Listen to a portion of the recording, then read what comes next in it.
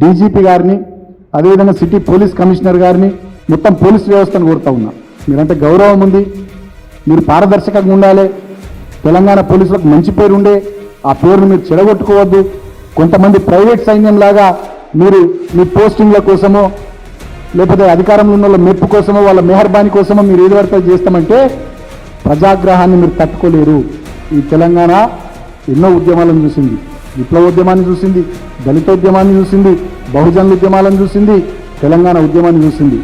ఇక్కడ ఎవరికి భయపడరు, గుర్తుపెట్టుకోండి. ఆత్మగౌరవం ఎక్కువ, ఆత్మవంచన వేసుకొని మనసు చంపుకొని ఎవరి దగ్గరనో తల తాకట్టు పెట్టి బతికే ఆ రేషం లేని బిడ్డలు తెలంగాణలో ఉండరు.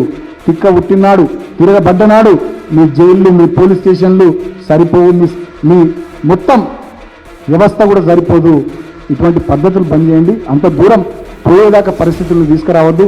రేవంత్ రెడ్డి గారు హోంమంత్రి, సీఎంఓ చెప్తుంది అక్కడ ఉండే ఇంటెలిజెన్స్ వ్యవస్థనో, ఎస్బీ వ్యవస్థనో, కౌంటర్ ఇంటెలిజెన్స్ వ్యవస్థనో, పొలిటికల్ ఇంటెలిజెన్స్ వ్యవస్థనో దీన్ని దొక్కేద్దాం, వాడిని ఇట్లా వేద్దాం, వీళ్ళని ఏం చేస్తారు? తిప్పి కొడితే 20వ నెల ఇంకో 4 నెలలు అయితే 2 ఏళ్ళు అయిపోతుంది. ఇంకో సంవత్సరం 2 ఏళ్ళు అయిపోతే రాష్ట్రం రాజకీయ వాతావరణమే మారిపోతుంది. ఏం చేస్తారు? ఏమవుతుంది?